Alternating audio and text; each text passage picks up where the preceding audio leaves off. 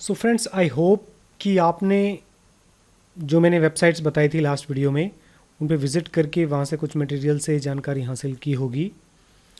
अब हम GSTR 1 के बारे में बात करते हैं और उसको समझते हैं कि वो क्या होता है। देखिए, GSTR 1 में हमें आउटवर्ड सप्लाईज ऑफ गुड्स और सर्विसेज की जानकारी देनी होती है। आउटवर्ड से आप समझते हैं कि माल जा रहा है, सर्विसेज हम लोग दे रहे हैं। तो भाई अगर हम दे रहे हैं तो इट मीन्स हम लोग सेल ही कर रहे होंगे। वो टैक्सेबल भी हो सकती है, नील रेटेड भी हो सकती है, एग्जेम्प्ट भी हो सकती है। तो GSTR 1 में जितनी भी सेल है, बेसिकली आउटवर्ड सप्लाई है गुड्स और सर्विसेज की, उसकी डिटेल हमें देनी है। हमने सभी सेल्स की और आउटवर्ड की एंट्रीज जब हम टैली में कर देंगे तो वहाँ पर GSTR 1 ऑटोमेटिकली जनरेट हो जाएगा, लेकिन हम उसको एज इट इज़ फाइल नहीं कर सकते हैं, अपलोड नहीं कर सकते हैं GST की वेबसाइट पे। हमें उसकी करेक्टनेस को चेक करना है। उसके कुछ ऑप्शंस GST में दिए गए हैं, उसको आप चेक कर सकते हैं, मैं आपको बताऊंगा। लेकिन पहले हम GSTR 1 के बारे में जान तो लें। तो मुझे लगता है कि अगर हम किसी भी टैक्स रिटर्न को के फॉर्मेट को अगर हम प्रिंट लेके अच्छे से देखें कि क्या क्या जानकारी मांगी जा रही है और ये जानकारी हमको कैसे मिलेगी, तो वो लर्न करने का सबसे बेस्ट तरीका होता है। तो यहाँ पर भी मैंने GSTR 1 जो है वो आप देख रहे हैं, यहाँ पर GSTR 1 का मैंने PDF फॉर्मेट ले लिया है। इसमें क्या क्या होगा, एक जनरल बिजनेस में क्या क्या हो सकता है, क्या क्या जानकारी हमें देनी पड़ेगी और कैसे हमें कलेक्ट होगी, इसके बारे में मैं थोड़ा सा आपको बता देता हूँ। तो आगे की जो एंट्रीज़ हैं उनकी पोस्टिंग करने में और समझने में हमें बहुत आसानी रहेगी। यहाँ पर ईयर और मंथ डालने की हमें ज़रूरत नहीं होती है। GSTR ये जो पोर्शन है पहला, ये सब चीज़ें अपने आप आ जाती हैं। एग्रीगेट टर्नओवर वगैरह ये सब नहीं डालनी होती हैं। जो मेन चीज़ है वो ये है, 4 से स्टार्ट होता है। यहाँ पर हेडिंग है taxable outward supplies made to the registered persons. ध्यान रखेंगे, registered persons including UIN holders other than supplies covered by table 6।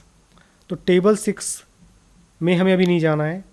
यहाँ पर एक जो इम्पॉर्टेंट वर्ड है वो है ये रजिस्टर्ड पर्सन। रजिस्टर्ड मतलब सेल टैक्स में रजिस्टर्ड हैं, GST में रजिस्टर्ड हैं, तो इट मीन्स ये बिजनेस टू बिजनेस है जिसका GST का डिटेल हमको देना पड़ेगा।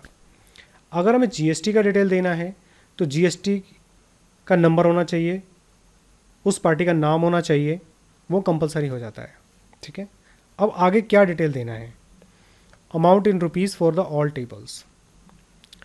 यहाँ पर ये इसकी हेडिंग्स है, GSTN नंबर, देन इनवॉइस की डिटेल है, इनवॉइस नंबर, इनवॉइस डेट और इनवॉइस का टोटल वैल्यू। ध्यान रखेंगे ये वैल्यू टैक्सेबल नहीं है, टोटल वैल्यू है। देन रेट, उसके ऊपर क्या रेट लगा। देन 6 में टैक्सेबल वैल्यू, देन इनके ऊपर में कौन सा टैक्स लगा, IGST लगा। अगर IGST लगेगा तो ये तीनों नहीं लगेंगे। अगर CGST और SGST लगा है, SGST की जगह UT लग सकता है। यूनियन टेरिटरी जो होती है, जैसे चंडीगढ़ है वो यूनियन टेरिटरी होता है, तो वहाँ पर UTT लगता है। ठीक है, तो ये दोनों लगेगा तो ये नहीं लगेगा। अगर सेस एप्लीकेबल है तो वो लगेगा। और place of supplies, name of the state. तो ये कितनी चीज़ें इंपॉर्टेंट है। GST नंबर, ये डिटेल ऑटोमेटिकली आ जाएगी, और उसका स्टेट। नाम यहाँ पर नहीं ले रहे हैं, नाम क्योंकि ऑटोमेटिकली आ जाता है, GST नंबर से कलेक्ट किया जाता है। ए में ये तो हेडिंग हो गई, नीचे आ गई supplies other than those attracting reverse charge, supplies made through e-commerce portal. तो ए में तो जो जिसके ऊपर रिवर्स चार्ज लगेगा और E-कॉमर्स पोर्टल के थ्रू सेल हो रही है। ठीक है, मतलब कि जैसे अमेज़ॉन और फ्लिपकार्ट हैं, वो जो लोग सेल कर रहे हैं उसकी डिटेल को ए में भरना है। तो ये हमारे लिए ज़्यादा मतलब महत्वपूर्ण नहीं है। बी में आएगी supplies attracting tax on reverse charge basis. अगर रिवर्स चार्ज लग रहा है तो उसके ऊपर में यहाँ पर डिटेल आएगी। उसके बाद है supplies made through e commerce operating attracting TCS। Sorry मैंने यहाँ पर आपको गलत बताया, supplies other than those attracting reverse charge, मतलब ये और ये, इसके अलावा जो भी सेल है वो यहाँ पर आएगी 4A में, मतलब कि सारी सारी सेल ऑलमोस्ट यहाँ पर आएगी। ठीक है, यहाँ पर ई कॉमर्स सेलर्स की सेल आएगी नीचे जो है, और बी में जो आएगी जहाँ पर रिवर्स चार्ज लगेगा। और अगर रिवर्स ई कॉमर्स ऑपरेटर की सेल है तो यहाँ पर उसका नंबर हमें दिखाना पड़ेगा। अब पाँचवीं टेबल है, सॉरी 5 में पॉइंट पर है taxable outward inter state supplies to unregistered persons where the invoice value is more than ₹2.5 lakh. अगर इंटर स्टेट सप्लाई हो रही है और इनवॉइस की वैल्यू, नॉट टैक्सेबल, इनवॉइस की टोटल वैल्यू 2.5 लाख से ज़्यादा है, इसको लार्ज इनवॉइस बोला जाता है। अनरजिस्टर्ड पर्सन को, अगर रजिस्टर्ड होगा तो वो तो वहीं आ जाएगा यहाँ पर, और अनरजिस्टर्ड है तो यहाँ पर आएगा। तो इसमें भी डिटेल हमें क्या देनी है, प्लेस ऑफ सप्लाई, किस स्टेट में जा रही है, invoice number, date, value, rate, taxable value, integrated tax, क्योंकि इंटरस्टेट है तो हमेशा IGST लगेगा अगर सेस एप्लीकेबल है, ये हो जाएगी। Other than supplies made through e commerce operators, और यहाँ पर जो है ई कॉमर्स ऑपरेटर्स के अलावा जो डिटेल है वो जाएगी। 6 पे आते हैं, जीरो रेटेड सप्लाईज और डीम्ड एक्सपोर्ट। एक्सपोर्ट्स की डिटेल्स यहाँ पर आएंगी सारी की सारी। ठीक है, यहाँ पर invoice detail, shipping bill number, integrated tax apply होता है तो यहाँ पर आएगा। यहाँ पर SEZ को है या डीम्ड एक्सपोर्ट है उसकी डिटेल इसमें आएगी। 7 taxable supplies net of debit note और credit note to unregistered persons other than supplies covered in table 5। अब टेबल 5 में सभी अनरजिस्टर्ड को सेल की गई थी, लेकिन यहाँ पर क्या था 2.5 लाख से जो ज़्यादा थे। ठीक है, लेकिन ऐसा भी हो सकता है जो 2.5 लाख से कम होंगे, जिनको हम स्मॉल इन्वॉइसेस कहते हैं, उनकी डिटेल को आपको यहाँ पर देना है। लेकिन यहाँ पर इन्वॉइस वाइज डिटेल नहीं देनी होती है, यहाँ पर एग्रीगेट डिटेल देनी होती है। जैसे कि इंटर स्टेट सप्लाईज कंसोलिडेट कर लेंगे, किस स्टेट में कितनी गई और किस रेट पे थी, ये डिटेल यहाँ पर देनी होती है बेसिकली।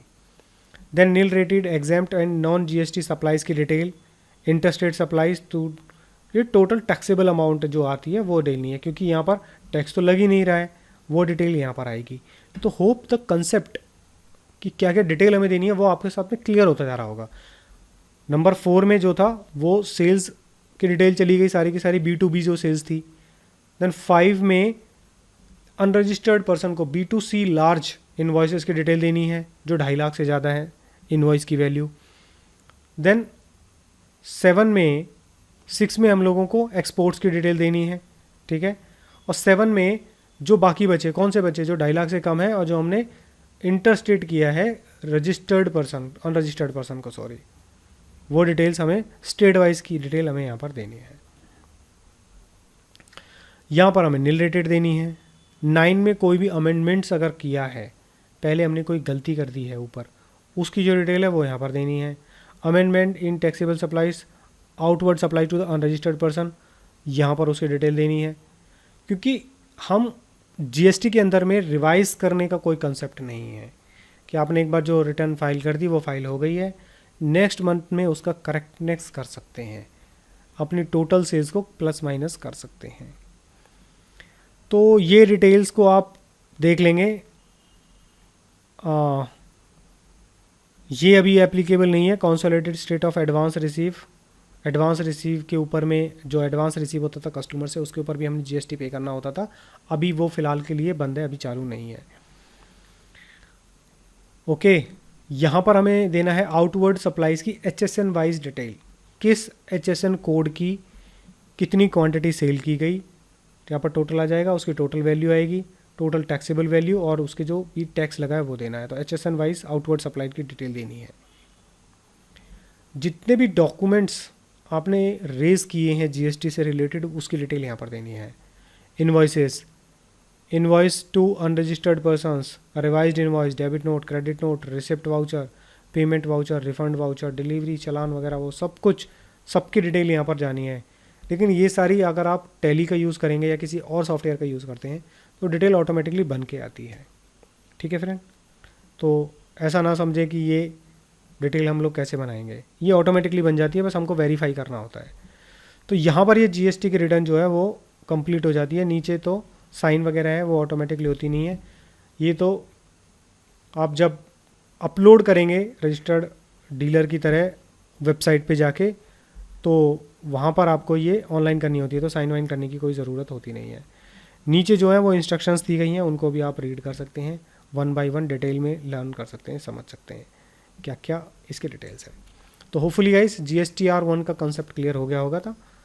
अब हम नेक्स्ट वीडियो से जो डिफरेंट ट्रांजेक्शन्स हैं, पहले B2B की, फिर लार्ज वाली, अनरजिस्टर्ड वाली, नील रेटेड, एग्जाम रेटेड, जितने भी ट्रांजेक्शन्स हैं उनको करने की कोशिश करेंगे।